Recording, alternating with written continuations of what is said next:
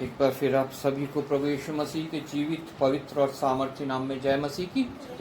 धन्यवाद करते हैं प्रभु का एक और दिन उसने हमें यहाँ दिया, जबकि ये पवित्र दिन जगह जगह जो है कलीसियाओं में लोग इकट्ठा होंगे, किसी बड़ी कलीसिया में, हाउस चर्चेज में और छोटी छोटी सभाओं में जो है लोग उपस्थित होंगे, क्योंकि प्रभु का वादा है जहाँ 2 या 3 मेरे नाम से इकट्ठा है मैं उनके बीच में हूँ। और निश्चय उसकी उपस्थिति हमारे बीच में भी है, क्योंकि हम 2 या 3 से ज्यादा हैं। हालेलुया। और निश्चय प्रभु का वचन के अनुसार वो छोटी कलीसियाओं से भी प्रेम करता है। वो कहता है, हे छोटे झुंड ना डर, क्योंकि तू मुझे भाया है और मैंने तुझे स्वर्ग का राज्य देने की ठानी है। हालेलुया। इसलिए अगर हम अपने आप को सोचते हैं कि हम यहाँ गिनती में थोड़े हैं, हम बड़ी कलीसिया में नहीं हैं, तो हम इस बात को प्रभु की याद रखें कि वो हमसे भी प्रेम करता है और उसने हमारे लिए भी स्वर्ग का राज्य ठहराया है। हालेलुया। जो कुछ उसकी आशीषें हैं, जो उसकी सामर्थ मनुष्य के जीवन में कार्य करती है, जो चमत्कार जो है वो प्रकट होते हैं, वो जहाँ कहीं भी प्रभु के लोग होते हैं वहाँ पे प्रकट होते हैं, क्योंकि वो मनुष्यों के द्वारा नहीं, किसी पास्टर के द्वारा नहीं, किसी चर्च के द्वारा नहीं, वो होते हैं प्रभु यीशु मसीह के द्वारा। आमीन। धन्यवाद करते हैं प्रभु का एक बार फिर। आज के वचन के लिए हम पढ़ेंगे जो हमने रोमियो की पत्री में से पढ़ा। हमने 15 आयत तक उसकी पढ़ा था। हम अब आगे 17 से लेकर 22 आयत तक पढ़ेंगे। 17 से लेकर 22 आयत तक, पेज नंबर 226 नए नियम में, रोमियो की पत्री, पेज नंबर 226, 17 से लेकर 23 आयत तक। जिसको मिल जाता है जोर से पढ़ दे वो। अब हे भाइयों, मैं तुमसे विनती करता हूँ कि जो लोग उस शिक्षा के विपरीत जो तुमने पाई है फूट डालने और ठोकर खिलाने का कारण होते हैं, उन्हें ताड़ लिया करो और उनसे दूर रहो, क्योंकि ऐसे लोग हमारे प्रभु यीशु मसीह के नहीं, परंतु अपने पेट की सेवा करते हैं और चिकनी चुपड़ी बातों में सीधे साधे मन के लोगों को बहका देते हैं। तुम्हारे आज्ञा मानने की चर्चा सब लोगों में फैल गई है, इसलिए मैं तुम्हारे विषय में आनंद करता हूँ। परंतु मैं ये चाहता हूँ कि तुम भलाई के लिए बुद्धिमान, परंतु बुराई के लिए भोले बने रहो। शांति का परमेश्वर शैतान को तुम्हारे पांव से शीघ्र कुचलवा देगा। हमारे प्रभु यीशु मसीह का अनुग्रह तुम पर होता रहे। मेरे सहकर्मी तिमुथियुस का और मेरे कुटुंबियों लिकियुस और यासोन और सोसिपत्रुस को तुमको नमस्कार। मुझ पत्री के लिखने वाले तिर्तियुस का प्रभु में तुमको नमस्कार।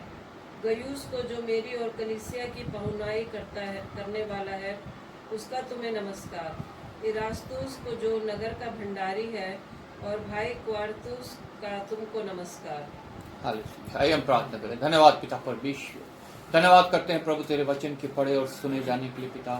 पिता परमेश्वर, इस वचन के द्वारा जो कुछ तू बातें आज हमसे करना चाहता है वो हम पे जाहिर कर प्रभु। हमें विश्वास है तेरी आत्मा की उपस्थिति यहाँ है प्रभु, क्योंकि ये वचन तेरी आत्मा की प्रेरणा से रचा गया है। और पिता परमेश्वर, सिर्फ और सिर्फ तेरी आत्मा की प्रेरणा से ही प्रभु हम इसे समझ सकते हैं। धन्यवाद करता हूँ उपस्थित प्रत्येक जन के लिए पिता परमेश्वर, जिन्होंने पिता परमेश्वर तेरी वाणी को सुना और यहाँ उपस्थित हैं, और उस भाग को चुना है जो मरियम ने चुना था कि तेरे चरणों में बैठ के तेरी वाणी को सुने प्रभु। पिता परमेश्वर, प्रत्येक के हृदय की भूमि को तैयार करना कि जब वचन का बीज पड़े तो वो नाश न हो बल्कि फलवंत हो और बहुत सफल लाए। विशेष धन्यवाद करता हूँ पिता परमेश्वर, तूने एक बार फिर मुझे विश्वास योग्य जाना है और पिता परमेश्वर अपनी सामर्थ और आत्मा के साथ यहाँ भेजा है, ताकि पिता परमेश्वर तेरे वचनों को मैं पिता परमेश्वर लोगों के सामने बोल सकूं। जब मैं बोलूं प्रभु तो सिर्फ और सिर्फ तेरी वाणी पिता परमेश्वर हम सुनने पाएं।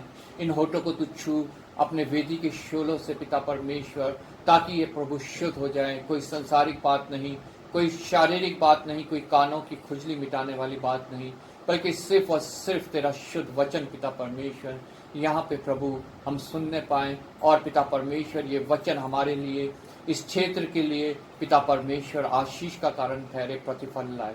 आदर महिमा तुझे देते हुए प्रभु यीशु के नाम से मांगते हैं, आमीन।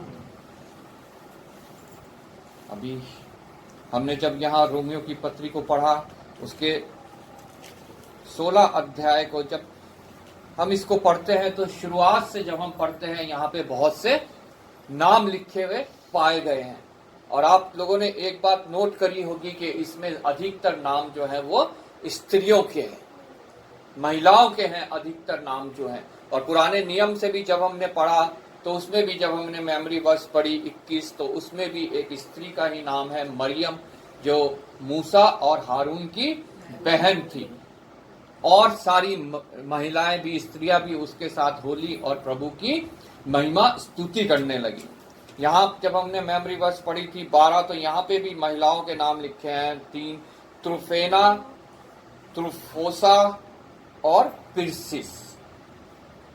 और उसके बाद जब हम 17वें आयत से पढ़ते हैं तो यहाँ पे प्रभु का वचन एक चेतावनी देता है, और विशेषकर वो चेतावनी महिलाओं के लिए है, क्योंकि महिलाएं जो है वो जल्दी से इधर उधर विश्वास कर लेती है, भेड़ चाल में फंस जाती है। कोई तकलीफ, कोई मुसीबत उन पे आती है तो वो मनुष्यों की बातें मांगने लगती हैं, भेड़ चाल मानने लगती हैं कि फलाने बाबा के पास चले जा, वो झाड़ फूक कर देगा,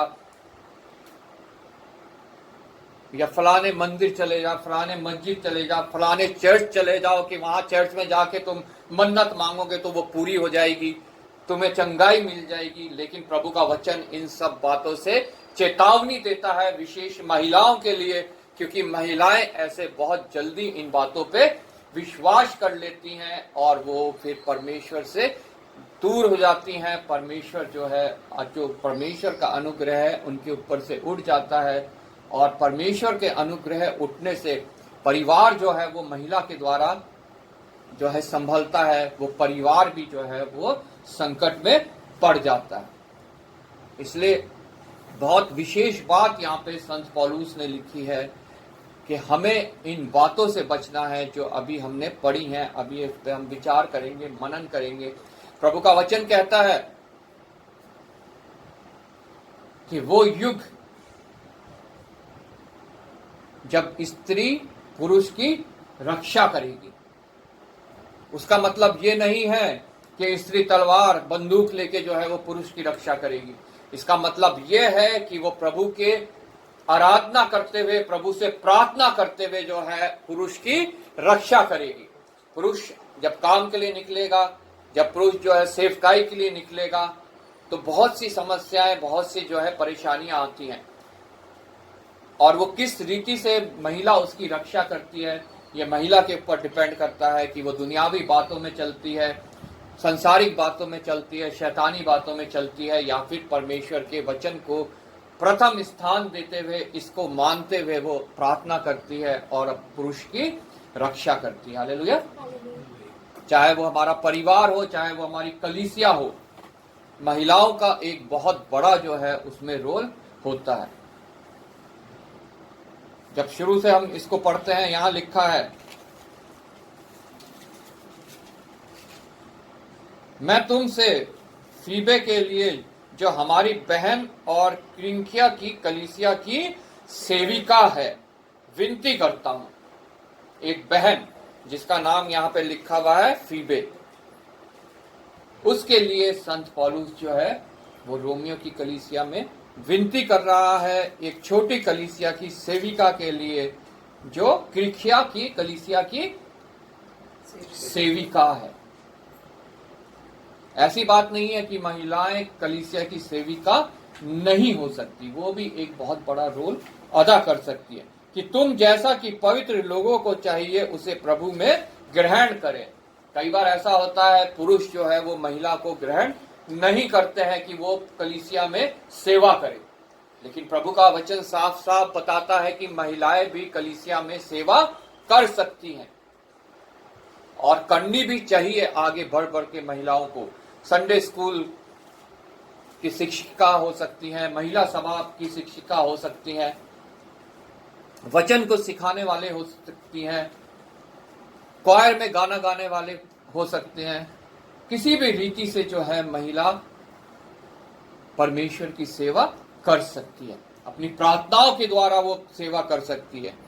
और पुरुष को चाहिए कि उन्हें ग्रहण करना, क्योंकि वो परमेश्वर की ओर से इस कार्य को कर रही हैं। कि तुम जैसा कि पवित्र लोगों को चाहिए उसे प्रभु में ग्रहण करो, और जिस किसी बात में उसको तुम्हारी आवश्यकता हो उसकी सहायता करो।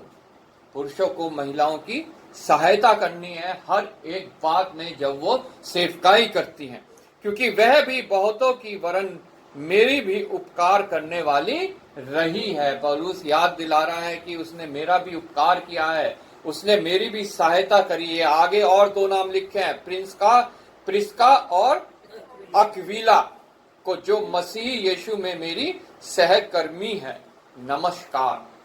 आगे वो सब जब पत्री इसको लिख रहा है रोमियो की कलीसिया को, तो वो सब सारी महिलाओं को जो है आदर दे रहा है, मान दे रहा है और याद दिला रहा है कि इन लोगों ने मेरे साथ कार्य किया है। हालेलुया। इसलिए महिला को जो है विश्वास में दृढ़ होना चाहिए, स्थिर होना चाहिए और बढ़ते जाना महिला का बहुत आवश्यक है, ताकि वो पुरुष की भी रक्षा कर सके। हालेलुया। और आगे जब हमने यहाँ 17वीं आयत से पढ़ा, यहाँ लिखा है, अब हे भाइयों, मैं तुमसे विनती करता हूं कि जो लोग उस शिक्षा के विपरीत जो तुमने पाई है फूट डालने और ठोकर खिलाने का कारण होते हैं, उन्हें टाल लिया करो और उनसे दूर रहो। बहुत से उस समय से लेकर आज के दिन तक बहुत से ऐसे लोग हैं जो इस कार्य को कर रहे हैं जो इसमें लिखा है। Praise Lord.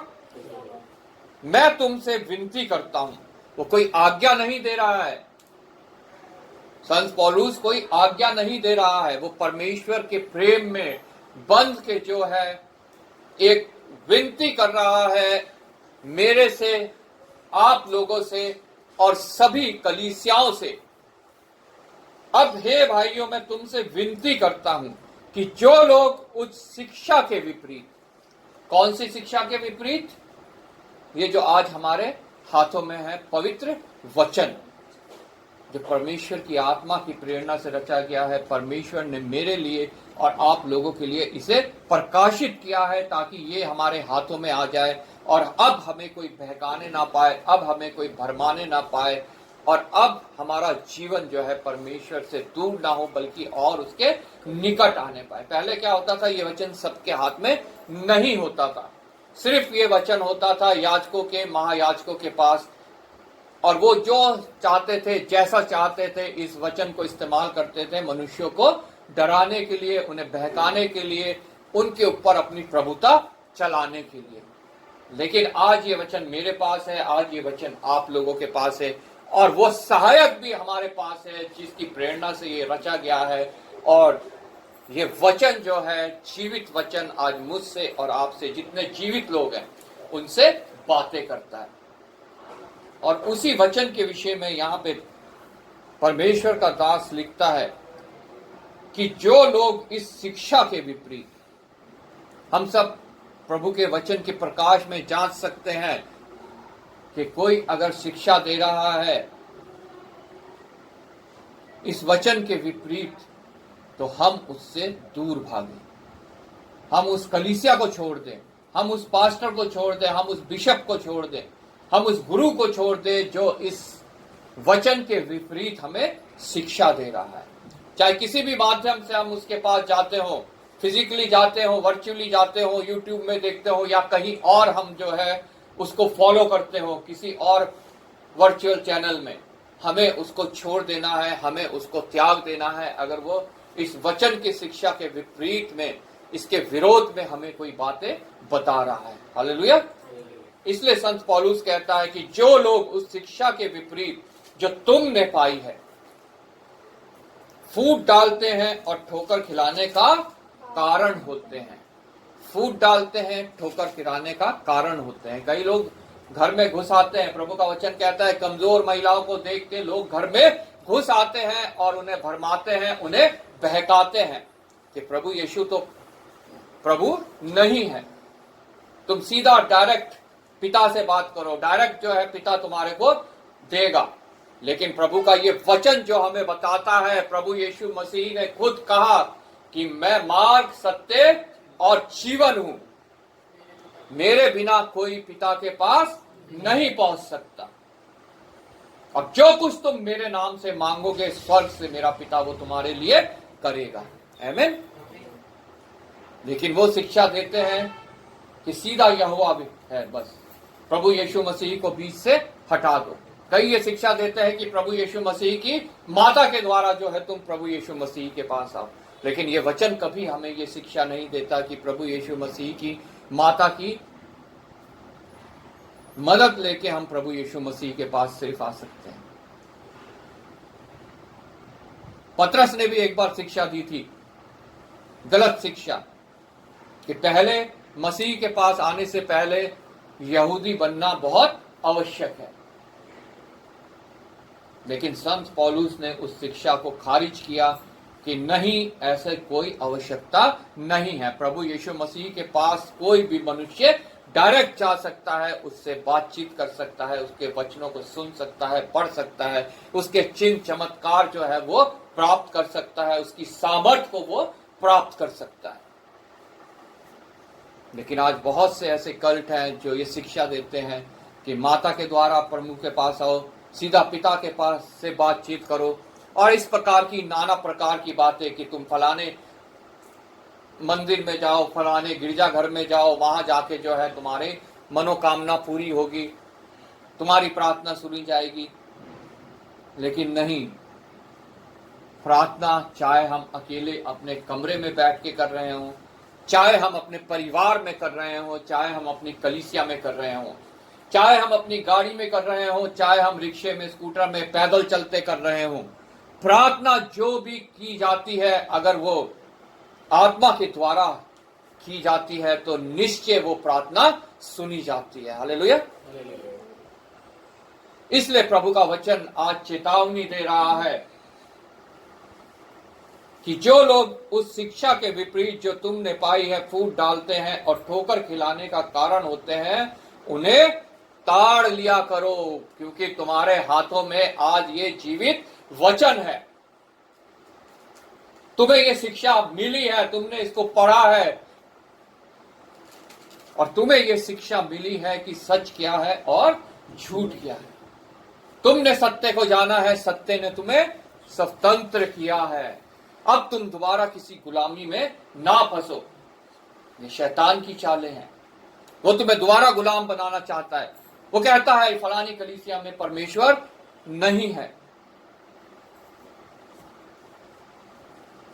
वो कलीसिया तो सिर्फ दिखाने की कलीसिया है। जो कलीसिया किसी और कलीसिया के लिए अगर ऐसा कहती है, जिस कलीसिया में वहां का पास्टर, वहां का कोई भी जन ऐसा कहता है कि उस कलीसिया में जो है परमेश्वर नहीं है, सिर्फ दिखावे की कलीसिया है, तो वो कलीसिया, जो कलीसिया ऐसा कह रही है, आप उस कलीसिया में कभी भी ना रुको, क्योंकि उस कलीसिया में जो है फूट डालने वाली आत्मा है, जो फूट डाल रही है कि फलानी कलीसिया ऐसी है, फलानी कलीसिया ऐसी है। जो कोई कलीसिया प्रभु यीशु मसीह के नाम से स्थापित हुई है, जिस कलीसिया में जो है प्रभु के वचन को जानने वाले, प्रभु के वचन को मनन करने वाले, प्रभु को वचन पे चलने वाले लोग हैं, उस कलीसिया में प्रभु की उपस्थिति है। और जहां कहीं प्रभु की उपस्थिति है, निश्चय वहां लोग भी आएंगे। हालेलुया। क्योंकि प्रभु कहीं भी अगर निकल जाता था, जब वो अपने जीवन काल में था, तो लोग वहां पे आते थे उसकी वाणी को सुनने, उसके, चाहे वो उसके चमत्कार को देखने आते हो, चाहे चंगाई पाने आते हो, लेकिन वहां पे लोग आते थे। हालेलुया। चाहे वो कश्ती में निकल जाता हो लोगों से बचने के लिए, चाहे जंगल में चले जाता हो, लेकिन वहां भी सब लोग उसके पीछे आते थे, क्योंकि प्रभु की उपस्थिति वहां थी। अगर जिस कलीसिया में, ये कलीसिया हमारी शुरू हुए हुए दूसरी बार यहां लग रही है, अगर यहां प्रभु की उपस्थिति नहीं होगी तो ये कलीसिया में कभी भी लोग आने नहीं पाएंगे। लेकिन अगर प्रभु की उपस्थिति है तो निश्चय यहां पे और लोग आने पाएंगे, वचन की शिक्षा लेने, प्रभु के आश्चर्यकर्म चिन्ह चमत्कारों को पाने, और प्रभु से जो है प्रतिफल पाने। हालेलुया। फूट डालने और ठोकर खिलाने का कारण होते हैं, उन्हें ताड़ लिया करो और उनसे दूर रहो। हालेलुया। प्रभु का वचन कहता है ऐसे लोगों से दूर रहो जो इस शिक्षा के विपरीत तुम्हारे को शिक्षा देते हैं। आमीन। इस शिक्षा से विपरीत, ये हमारे हाथ में जो शिक्षा है, जो मैं बोल रहा, मेरी शिक्षा नहीं, किसी मनुष्य की शिक्षा नहीं, किसी पास्टर की शिक्षा नहीं, किसी बिशप की शिक्षा नहीं, इन वचनों की शिक्षा। हालेलुया। और ये वचनों की शिक्षा हम प्राप्त कैसे कर सकते हैं? जब हम इन्हें पढ़ेंगे, जब हम इन्हें मनन करेंगे, जब हम पवित्र आत्मा को पाएंगे और वो हमारा सहायता करेगा प्रभु की वाणी को समझने में। हालेलुया। और अगर ऐसा नहीं हम करेंगे, इन्हें पढ़ेंगे ही नहीं, तो इसकी शिक्षा को हम प्राप्त भी नहीं कर पाएंगे। प्रभु हमसे बात ही नहीं कर पाएगा, क्योंकि प्रभु सिर्फ इन वचनों के द्वारा हमसे बात करता है और कोई जरिया नहीं है। मैं जरिया नहीं हूं, मैं खड़े होकर यहां बोल रहा हूं सिर्फ, लेकिन जरिया जो है वो प्रभु है। हालेलुया। होठ मेरे हिल रहे हैं, आवाज मेरी सुन रहे हो आप, लेकिन जरिया जो है वो प्रभु है। प्रभु की वाणी मुझ तक भी पहुंच रही है, आप तक भी पहुंच रही है। यह कोई तैयारी किया हुआ वाणी नहीं है कि पहले से तैयार किया गया हो कि ये वचन आज पढ़ा जाएगा, ये वचन आज बोला जाएगा। ये सिर्फ उस आत्मा का अनुग्रह है कि वो हमारे बीच में उपस्थित है, जिसकी प्रेरणा से ये वचन रचे गए हैं। Praise Lord. इसलिए प्रभु का वचन कहता है कि उनसे दूर रहो जो तुम्हारे को इस शिक्षा के विपरीत शिक्षा देते हैं। उन लोगों से दूर रहो, उन पास्टर से दूर रहो, उन कलीसियाओं से दूर रहो जो तुम्हें इसके विपरीत शिक्षा देते हैं। और आगे यहां पे लिखा है, क्योंकि ऐसे लोग हमारे प्रभु मसीह की नहीं परंतु अपने पेट की ही सेवा करते हैं। ऐसे लोग हमारे प्रभु यीशु मसीह की नहीं परंतु अपने पेट ही की सेवा करते हैं। लोगों से पैसा लेते हैं, प्रार्थनाएं करवाने के लिए लोगों से पैसा लेते हैं कि आओ हम तुम्हारे लिए प्रार्थना करेंगे, प्रार्थना का रेट इतना है। आगे वाली सीट में बैठोगे 25,000 देने हैं, पीछे वाली सीट में 10,000, सबसे पीछे वाली सीट में 5,000, 2,000। तब प्रभु के चमत्कार तुम्हारे लिए होगा, तुम्हारे लिए प्रार्थना की जाएगी। और लोगों की भीड़ उमड़ती है वहां पे,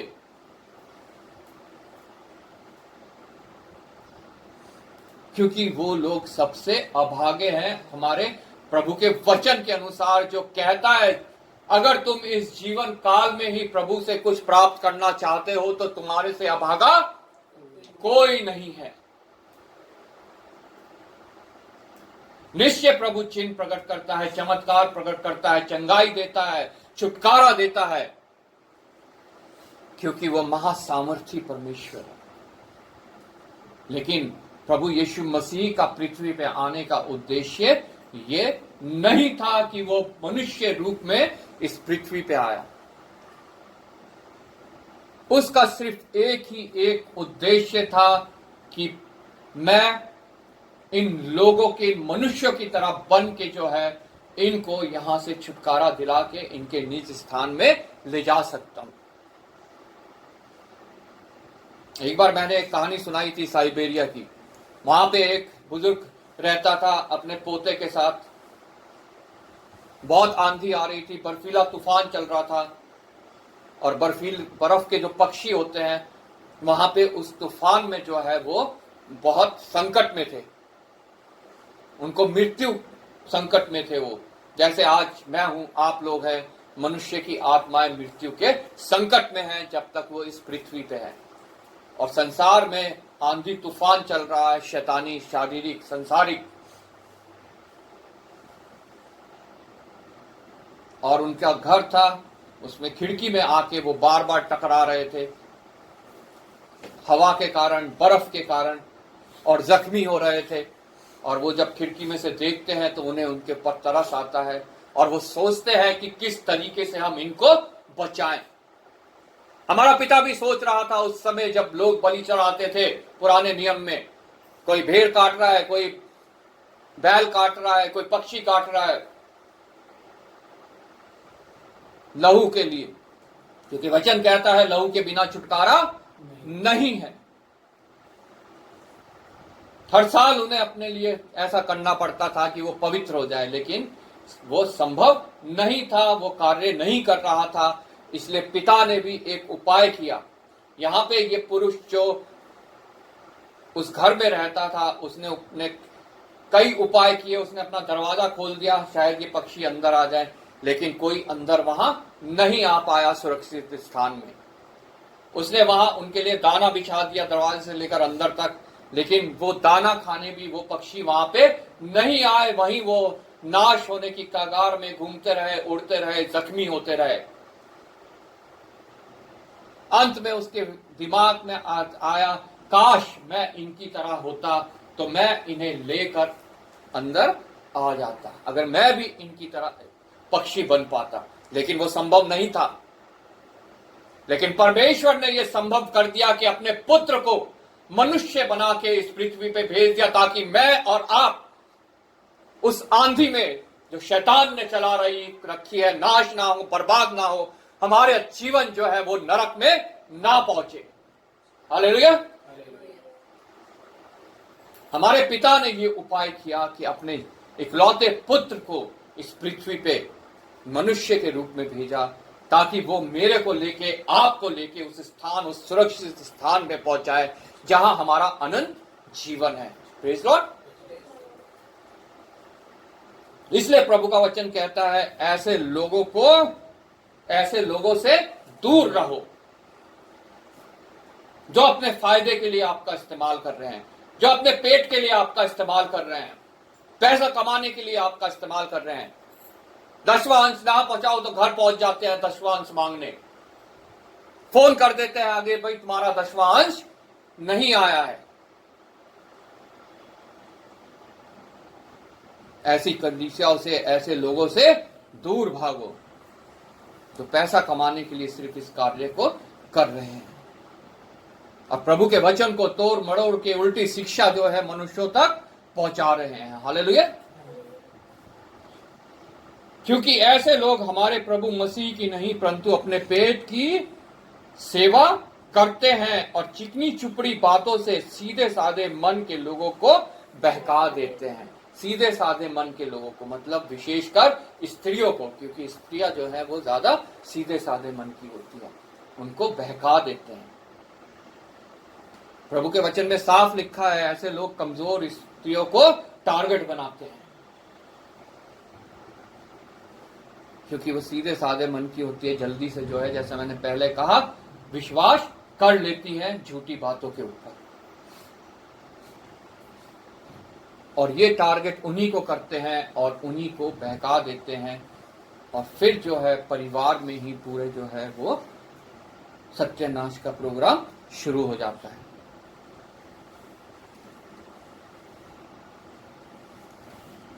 तुम्हारे आज्ञा मानने की चर्चा सब लोगों में फैल गई है, इसलिए मैं तुम्हारे विषय में आनंद करता हूं। हालेलुया। अगर हम इस आज्ञा को मानते हैं, इन वचनों को मानते हैं, तो निश्चय हमारा परमेश्वर जो है वो हमारे विषय में आनंद करता है। प्रभु का वचन कहता है, अगर एक आत्मा भी पृथ्वी पे बचाई जाती है तो स्वर्ग में स्वर्गदूत आनंद करते हैं, जश्न मनाते हैं। धन्यवाद हो ऐसे परमेश्वर का जो खाली एक आत्मा के बचाने से भी इतना आनंद मनाता है। हमने 100 भेड़ों की कहानी सुनी है जो वचन में है। एक भेड़ उसकी खो गई, वो 99 को छोड़ के उस एक भेड़ को ढूंढने गया, और जब उसने उसे पा लिया तो उसने वहां पे जेवनार की दावत की, जश्न मनाया। हालेलुया। ये है हमारा प्रभु। नहीं चाहता कि उसकी कोई भी भेड़ बर्बाद हो, इसलिए ये वचन लिखे गए हैं कि ऐसे लोगों से दूर रहो, ऐसे लोगों से भागो, ऐसी कलीसियाओं से भागो, ऐसे पास्टर्स से भागो जो इस वचन के विपरीत में प्रचार करते हैं। Praise Lord. परंतु मैं यह चाहता हूं कि तुम भलाई के लिए बुद्धिमान परंतु बुराई के लिए भोले बने रहो। हमारा परमेश्वर मेरे से और आपसे चाहता है कि हम भलाई के लिए तो बुद्धिमान बने, क्योंकि प्रभु का वचन कहता है अगर तुम भलाई करना जानते हो और नहीं करते हो तो वो तुम्हारे लिए पाप गिना जाता है। और प्रभु का वचन कहता है कि अगर कोई तुम्हारे से बुराई करे तो तुम बुराई के बदले बुराई ना करो बल्कि उसके भलाई से बुराई को जीत लो। Praise Lord. परंतु मैं ये चाहता हूं कि तुम भलाई के लिए बुद्धिमान परंतु बुराई के लिए भोले बने। अगर हम बुराई करने के लिए चतुरता दिखाते हैं तो ये हमारे लिए पाप गिना जाएगा और हमें नरक की ओर ले जाएगा। इसलिए प्रभु का वचन कहता है भलाई के लिए तो बुद्धिमान परंतु बुराई के लिए भोले बने रहो। शांति का परमेश्वर शैतान को तुम्हारे पांवों से शीघ्र कुचलवा देगा। शांति का परमेश्वर, शांति का राजकुमार प्रभु यीशु मसीह, अगर हम उसकी शिक्षाओं को मानेंगे तो वो शैतान को हमारे पांव से शीघ्र कुचलवा देगा और फिर शैतान हमारे पास से भागेगा। हालेलुया। वह हमारा कुछ बिगाड़ नहीं पाएगा क्योंकि हमारे पास सामर्थ है उसको भगाने की। ये वचन जैसे प्रभु यीशु मसीह ने उसको अपने पास से भगाया जब वो 40 दिन तक उस बियाबान में था जहां उपवास में था। जब शैतान वहां आया तो प्रभु यीशु मसीह ने भी इन वचनों का इस्तेमाल किया और कहा लिखा है, क्योंकि उन्होंने ये वचन पढ़े थे, मनन करे थे, उन्हें पता था। अगर आज मेरे को और आपको ये पता है, हमारे हृदयों में ये वचन है, तो हमारे हृदय से भी ये वचन लिख देंगे जब शैतान हमारे ऊपर वार करेगा कि लिखा है। इसलिए प्रभु का वचन आज हमसे कह रहा है कि शांति का परमेश्वर शैतान को तुम्हारे पांवों से शीघ्र कुचलवा देगा। हमें कोई भयभीत होने की जरूरत नहीं है, भय खाने की जरूरत नहीं है, क्योंकि शांति का परमेश्वर, शांति का राजकुमार हमारे साथ है। हालेलुया। हमारे प्रभु यीशु मसीह का अनुग्रह तुम पर होता रहे। मेरे प्रभु, आपका प्रभु, हम सब का प्रभु, उन सब का प्रभु जिन्होंने उसको अपना निजी उद्धारकर्ता करके ग्रहण किया है, उसका अनुग्रह मेरे ऊपर, आप लोगों के ऊपर और सभी विश्वासियों के ऊपर हमेशा होता रहे। ये आशीष वचन हम जब कलीसिया खत्म होती है ये बोला जाता है और ये भी इन वचनों में से लिया गया है। Praise Lord. और ये भी कार्य करता है। आमीन। प्रभु आपको इस वचन के द्वारा आशीष दे।